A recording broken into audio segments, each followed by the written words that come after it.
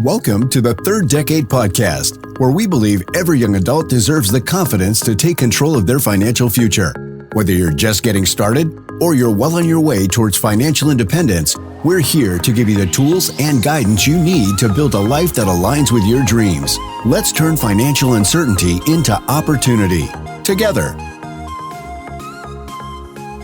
Welcome to the Third Decade Podcast. I'm your host, Nikita Wolf, and today I am joined by one of Third Decade's beloved financial mentors, Katherine Chatmon. Thanks for joining me today, Katherine. I'd love if you take a moment to introduce yourself. No, thank you for having me. So yes, my name is Katherine. Let me back up a little bit. So my day job is a wealth advisor for a financial firm based in Texas. And then I say my night job is that I do a lot of financial literacy outreach in the community.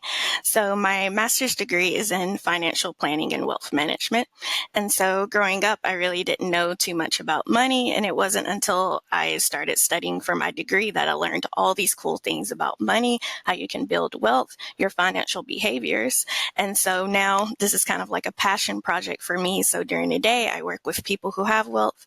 During the evening, night times, weekends, just whenever my schedule allows, I work with the people who don't necessarily have the wealth, but giving them tools and resources to get them to that point. That is amazing. That must be super enriching to be able to, journey that path in your own life, and B, get to work on both sides of that and serve people who need it more than anyone. Definitely. So that's why I call it my passion project. Yeah. You know, it's not for money, but Right. It makes me happy.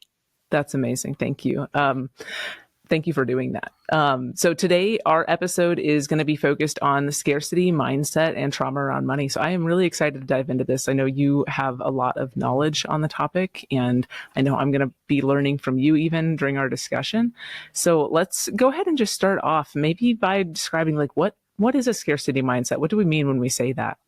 So when we say a scarcity mindset, it's just belief that resources, and whether that's money, even success, even happiness, is just that it's limited in supply. And that if someone else has it, that means that you won't have it. So it's really just a voice in your head, I would say. And so it may tell you that, oh, you need to hold on to this because you may not get another chance, or it'll tell you that, oh, I can't afford to rest. Like, I have to make money. So you're working like maybe 2 or 3 jobs at the time. If you take this money and invest it, oh, it's going to fail and I won't have a safety net anymore. Like, I'll lose everything. And so this mindset, it can show up in very different ways, like every day. Like, you can worry about your bills, even if you have a steady income, overcommitting to your work, not applying for certain opportunities because you're not sure it's for you. We get into that imposter syndrome. And then even holding on to toxic relationships because you're fearful of being alone. And so at the root of this mindset is that it's not that you're being cautious, it's that you're just being controlled by fear. Wow. I wish that didn't hit a few relatable points, but that great job explaining that. Maybe let's talk about how financial trauma impacts that and kind of how the two play together not nicely with one another. Yes. Okay. So at the root of that fear, it is trauma. Honestly. And so the mindset, it didn't come from anywhere. There's things in your life that maybe made this pop up, or even just patterns over a lifetime that made this just show up. So for example, maybe you grew up watching your parents struggle to make ends meet, and maybe that fueled you to be a kid that didn't ask for anything because your parents couldn't afford it for you. And so now as you've grown up, maybe you're the person now that you have a good paying job, and now you buy anything and everything that you want because you're satisfying that inner child that never got anything. Even so far as that maybe you face discrimination or systematic barriers that made those opportunities feel out of reach for you. So we will see those people that are just they will be overqualified for a position, but they're under, like they're not working a position that they could be in, because you'll see a lot of people that have like master degrees and stuff, but they're not utilizing it. Like they're a manager at McDonald's, and not downplaying like a manager at McDonald's. I'm saying that you're more qualified for something better than that. And so at the root of that, like I said, it's just trauma, and it's just your brain pushing you to survive and not thrive. So when you're in survival mode, you're always looking for like, oh, what's going to happen next? What's the next crisis? What's the next threat? And that just becomes your normal operation. So even when you're safe, even when you have abundance in your life, you're just still stuck in that fear. And so, and it's not a flaw, honestly. Like if animals had jobs, they would probably honestly be the same way. Right. It's just a response to your natural environment. And so as you have experienced trauma, especially financial trauma, it makes sense when we look at it from a perspective. Yeah, it's interesting too to see how it really kind of goes one way or the other. I know I have friends who have grown up with financial trauma, and it's like they either grow up to be super, super frugal and scared of losing money, or completely reckless with the money that they do have, and kind of trying to satisfy that inner child that never got anything they wanted. It's kind of interesting to see how it's like almost polar opposite responses a lot of the time. And I'm glad you said that, because that takes us into the next key point when we talk about our financial trauma and our money types. So So, certain parts of your brain can be overactive, underreactive. I'm not going to bore the people with that, but just to summarize, like financial trauma, it just changes how your brain works. And so when you experience long-term financial stress, like poverty, debt, housing insecurity, or just being responsible for other people's survival, it just keeps your brain in a high alert. So it may not be that a person's bad with money. It's just that your brain has just been prioritized to, like, we're going to prioritize immediate safety over future planning. And so when we're trying to like break and get to the root of that trauma, one thing I like to look at is ask people like, what is your money type? So we have a few of these. So the first one is the saver, or I like to call them the hoarder. They're always stashing money. And if they spend money, that creates a lot of guilt or anxiety. And so for this trauma root, this person, they probably grew up with a lack of where they felt like saving felt like survival. They're always thinking like, oh, I can't spend anything for myself. I can't buy new clothes because it's like, what if the car breaks down? Yeah. Next personality type is that we have the spender. This is Mr. Hotshot, Miss Big Money. Like they see it, they buy it. And this brought in probably the one who had deprivation in childhood, and spending now feels like, oh, I have power. I have self-worth now. Maybe it was the kid that was like, oh, we only got clothes from the thrift store, but now I'm going to go to Saks and I'm going to buy all the clothes that I want. Next, we have the avoider. This is the person who doesn't want to talk about money, budgeting, any type of checking accounts. They're probably just like swipe, swipe, swipe, swipe. If it goes through, I'm good. Just logging into the bank app is just going to cause them so much trauma. And so for this person, probably growing up, money was like shame or conflict in the household. And next we have the enabler. This is the person that will give money to their friends and family at their own expense. So they probably were growing up, they learned that love had to be earned, or it was, or you rescued others to feel valued. So you'll see people that are like, oh, I have to give like, $500 a month to like my family member because it's like, oh, when I was growing up, like they gave us money, it's like, even if that person is not like utilizing the funds for like housing and stuff, like they would still like, they're enabling them by like, oh, I'm giving you this money every month. So it doesn't encourage them to do better. And lastly, we have the overachiever. So they're obsessed with earning more. It will never be enough for them. And so their trauma root is probably like performance, productivity. Think about the A+ student, same thing, but just for money. So do we find sometimes that people will like hit on multiple of those money types, or maybe fluctuate throughout life? Yes, they will fluctuate throughout life. There's been people that have been hoarders and they have had to try to like rework their brains, and now they've unfortunately went to the spenders category. And so it's about finding that perfect balance. But sometimes people will be a blend of these. It may not just be like this time, that time, and then just throughout their life journey, like changing. They may be a little bit of a blend. Like you may see like an overachiever who's also like a hoarder. Like it's like, oh, I have to just keep earning money, earn, but they're not like investing it. The money's not growing. They're just like hoarding it up under their mattress or something. Right. This is so interesting because thinking about, as you're telling each one, I'm like, oh, this person. Yeah. Oh, that's me. Oh, wait, but no, maybe that one's me. It's kind of amazing. I haven't thought of just how many different money types there could be, but 100% I can literally think of a close friend of mine for each of those. So I think it affects all of us in some way if we've grown up with financial trauma. Yes, definitely. And then the crazy thing is that, most of our financial habits are established by the time that we are 5 years old. So you're missing all of like those key growth years, and then it's kind of like locked in, and you probably won't like, this probably will not show up as a conflict for most children until they reach like adulthood, when they're no longer with their parents and stuff. And then it's like, oh, first job, stepping out, apartment, college, all those types of things. And then it's like, whoa, it's like, yeah, it's a shock to the system. And then tie it in with like, possibly growing up with bad financial habits, it's just a recipe for disaster.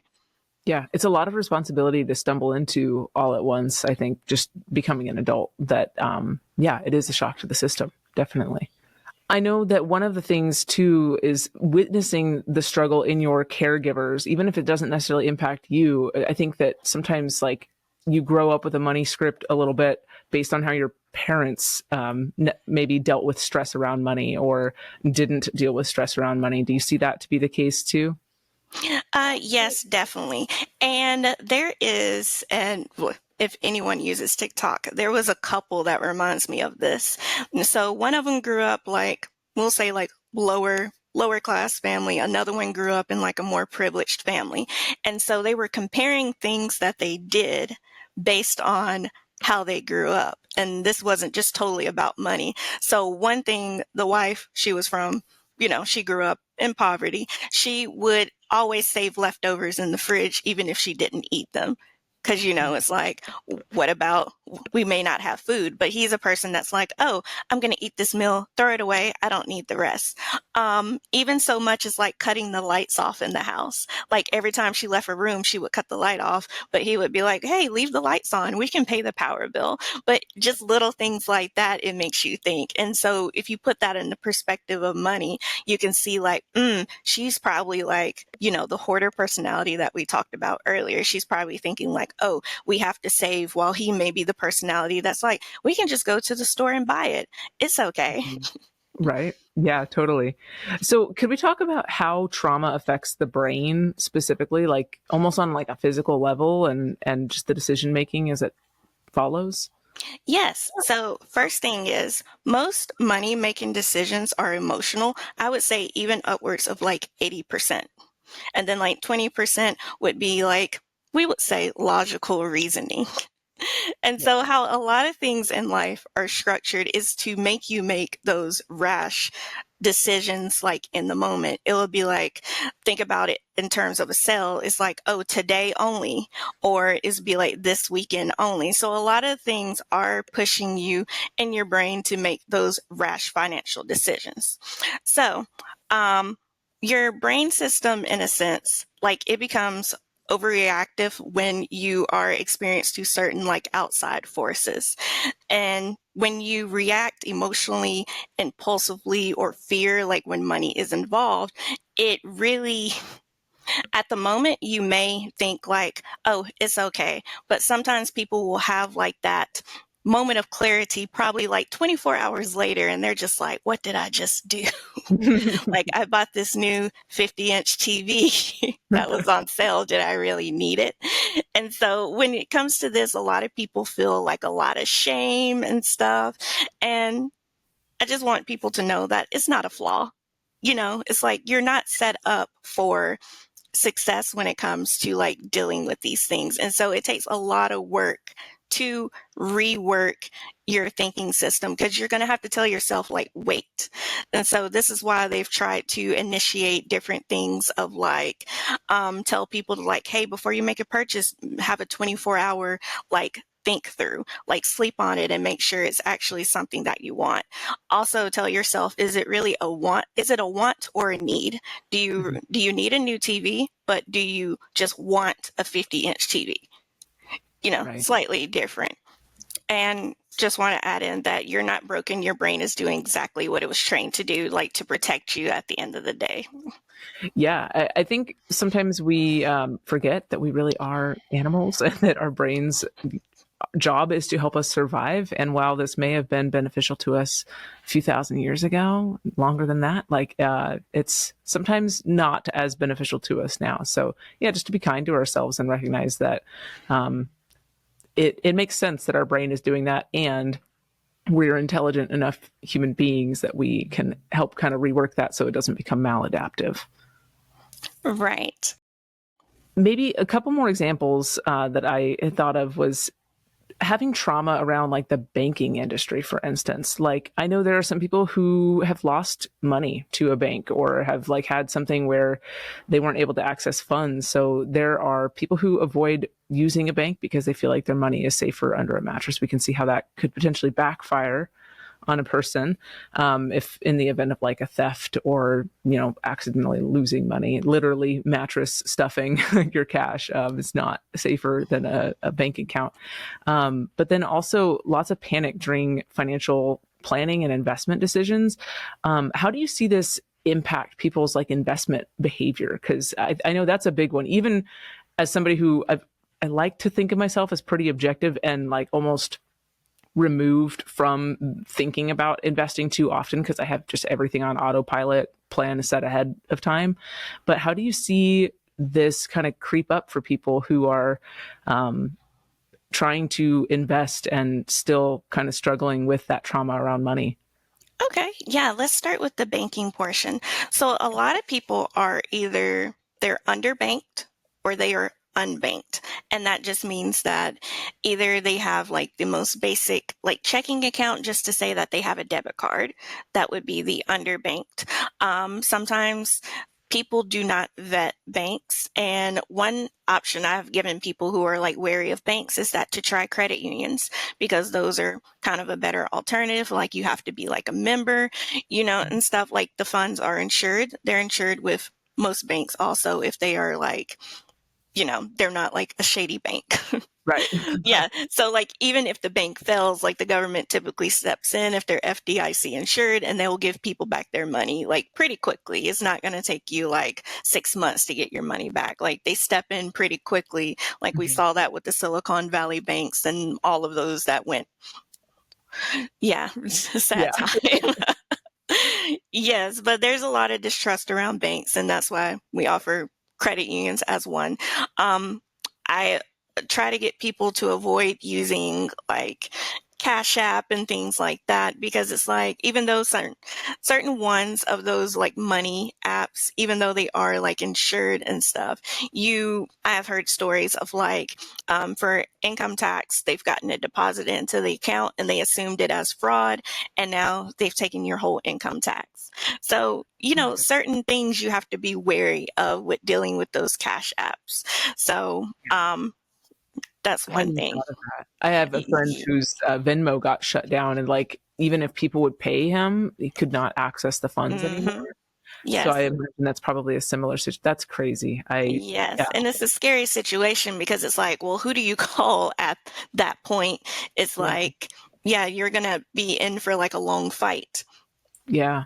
Yeah. And you could just avoid it by going with a more reputable, a bank that was, I should say, meant to be a bank from the beginning rather than a friend-to-friend payment system that capitalized on an opportunity to also become a bank.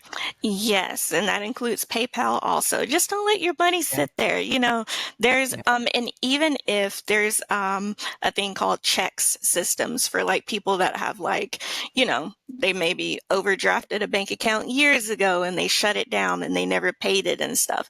There's a system that kind of like credit scores that lets other banks know like, hey, this person's like unbankable, like don't trust them. There's programs that still will give you like the most basic checking account and you can still like build up your credit score with the banking industry, and they'll give you a second chance. But yeah, putting money in your mattress or just leaving it in your house is not the best idea, because it's like with inflation, that money is just eroding in value. So it's good to find, and there's a lot of like high yield savings accounts that you can put into. Like most banks are giving you like 0.01% on your money. That's literally nothing. You can go to Ally, which is a bank. They do great for mortgages and stuff. They'll give you like 3.8% right now on your money. Like, that's pretty good. Literally, I just moved my emergency fund over there because I was having trouble with another bank that was just had terrible customer service. Their platform wouldn't let me make transfers. I'm like, I'm done here. But I'd heard great things about Ally, and I'm gonna put in another pitch for Ally because they let you make seamless transfers. Their platform's super user intuitive and user friendly. And yeah, they have a good interest payout. They allow you to do buckets within funds, so you can like kind of set goals. And yeah, it's an awesome online only bank, and it is FDIC insured as well. With that, hand in hand, is that we move over to the investment portion. So the stock market is going to go up and down every day. And there's really no way to time the market. Time in the market is more important than timing the market. And I'm going to say that one more time. Time in the market is more important than timing the market. I think too many people, they're just like, oh, I need to wait for the stock market to drop. If you look at the history of the stock market, like since the beginning, it's like it has always dropped down, but it has always rebounded. Like, even if you look more recently from like, if we just start from like the tech bubble crash in the 2000s up until like when COVID hit, like the market has continued going up. And yeah, it's dropped like 20%, with maybe some nerve wracking for people like when during COVID and stuff, but it rebounded. And even with, uncertainty with the Trump administration right now and stuff, the stock market is still considered to perform well at certain points. It's like, it's responding to like what is happening in the economy. If things are going favorably, the stock market reflects that favorably, So try to tell people like to invest what your comfort level is. Too many people think like, oh, I have to do the individual stocks route. You don't have to. Like, there's mutual funds, index funds that you can invest in. And those are just like a basket of stocks. Like, think about a grocery store and you just have a bunch of things in your cart. That's basically what those funds are. And because you're equally like diversified in these funds, yeah, the stock market may be down 15%, but your assets may only be down 8%. Right, because it's unlikely that, the industry that is suffering is the only industry reflected in your portfolio if you have mutual funds.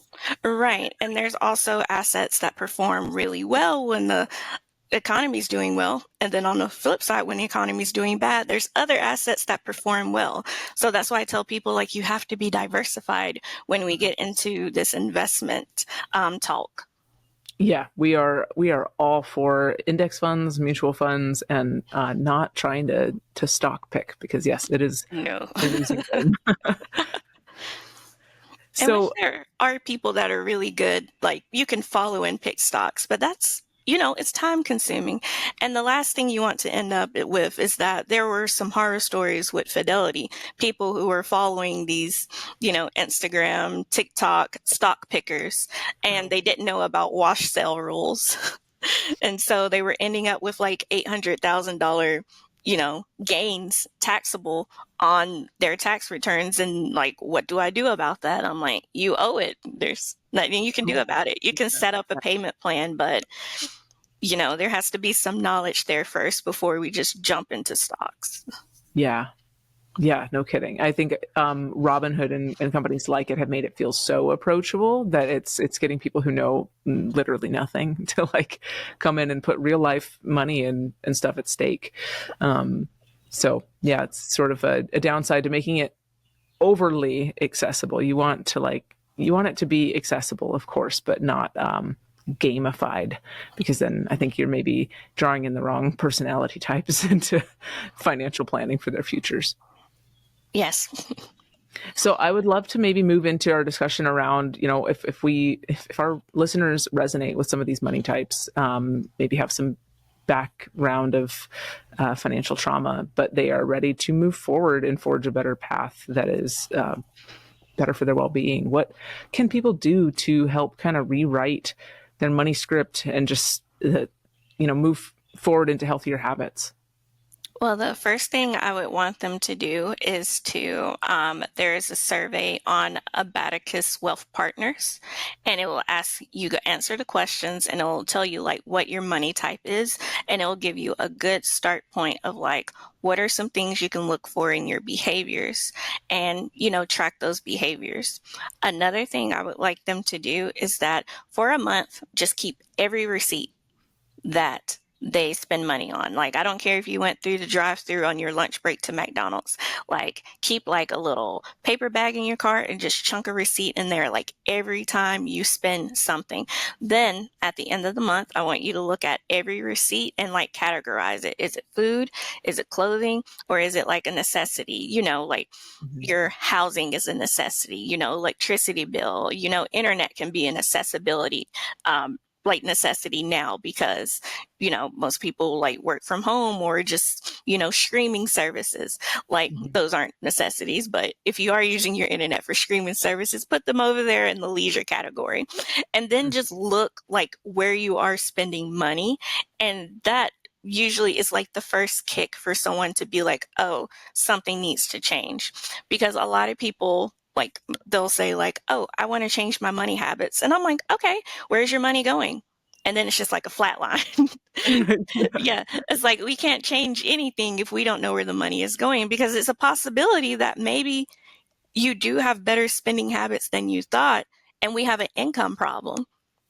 And that we can fix. Like, we can, like, possibly, you could go back to school. Like, there's 18-month programs or a certificate you can get, or are there open positions at your job that you can possibly move into? Like, fixing an income problem, I would say, is easier than us tackling like the financial, the like behaviors, the thoughts, the habits, because that takes time. It's nothing that we can just say in a month's time, like, oh, like, bibbity bobbity boop, you're healed, go out there and get them, tiger. It doesn't work like that. It's going to be a lifelong process of like and you'll probably forget. And then it's like, oh, wow, I bought something that I didn't really need and stuff. And you may, feel a sense of shame about that, be like, oh, I messed up, but just start right back over again. The important part is that, it takes like 21 days to form a habit. It's going to take much longer to break that. Yeah.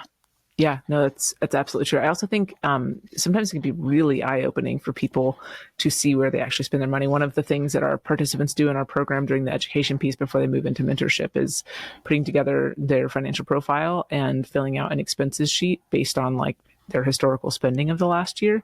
And I have had friends that are like texting me while they're working on it going, how in the world did I spend this much money on eating out this last year? And I think that and groceries, to me personally, are the easiest spot to kind of bleed money. It's like the hole in the boat that you don't think about because it's $11 here, $13 here. And then you're like, oh, I spent $300 and also accidentally wasted food at home because I also overbought at the grocery store. And I think it's excellent advice to hold on to your receipts and actually just track what you're doing with your money so you can kind of have a clearer picture of if there is a problem. Yeah, definitely. And then also I would encourage people to like not do this by yourself. Like, get like a community or an accountability buddy, someone who you can trust someone who's not going to shame you, whether that's like your spouse, your best friend, a sibling, just look, even your mom, like someone who's going to hold you accountable that this is something that you want to do. Because if it's you yourself holding yourself accountable, it's not going to work because you've gotten into this situation by yourself now. So how are you yourself going to get yourself out of the situation? And then also for the people who like to write and journal and stuff, you can put your internal dialogue on things. Like, let's just say you made like a big purchase. What was going on in your head when you made that big purchase? Like, what was that voice in your head telling you? Like, it's okay because you're going to get paid Friday anyway? Or it's like I lost 5 pounds. It's okay for me to treat myself. Like, without you knowing like what's the trigger, you're not going to be able to like realize and like stop yourself from doing it next time. Yeah, that's a really good point as well. Definitely. How about, I know a lot of the time our own beliefs about ourselves and about money can impact how these things show up in our life. What can people do to help reframe their beliefs? Good question. Well, the first thing I would say is that find what you want to believe in and then work towards it.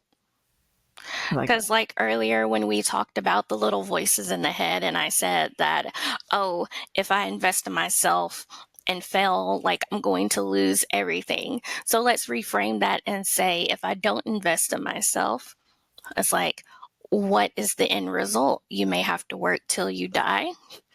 You may only depend on Social Security. Like, who knows if Social Security is going to be around 15 years from now, Yeah. So what is your game plan? And honestly, like when we work with people, we map out their financial goals. We map out like, what do you want in life? And this is why we call it personal finance, because it's personal for you. Like what I want may not be what you want. Some people, they may be like, oh, I want to fully retire. I want to get on a boat and I want to travel the world. While the next person is just like, I just want to be comfortable. Yeah, definitely. That's true.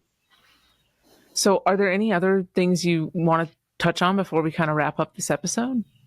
It's like, I think that's it. But I just want to remind people that again, what I said earlier is that you're not bad with money. It's that it's just your brain.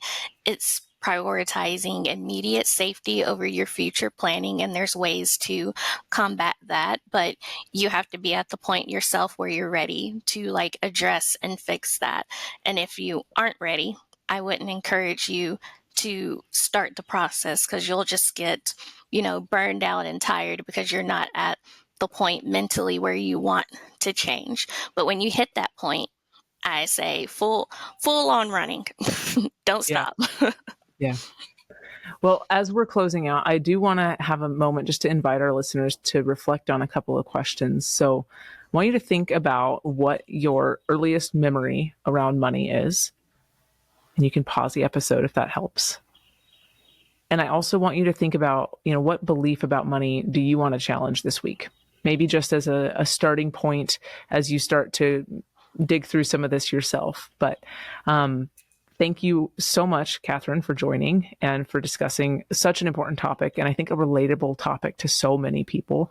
I'm excited to publish this for our listeners, and we will make sure to link the resource that Katherine mentioned, as well as a couple additional resources in the show notes. And if you have a friend that might relate, please share this episode with them as well. So thank you again. And thanks for listening, everyone. Thank you for joining us on the Third Decade Podcast. Remember, building your financial future isn't just about dollars and cents. It's about empowering yourself to live the life you want. If today's episode gave you new insights or inspired you to take action, we'd love for you to share it with someone who could benefit. Together, we can turn financial uncertainty into opportunity. Until next time, let's continue to embrace the journey ahead and take control of your financial future.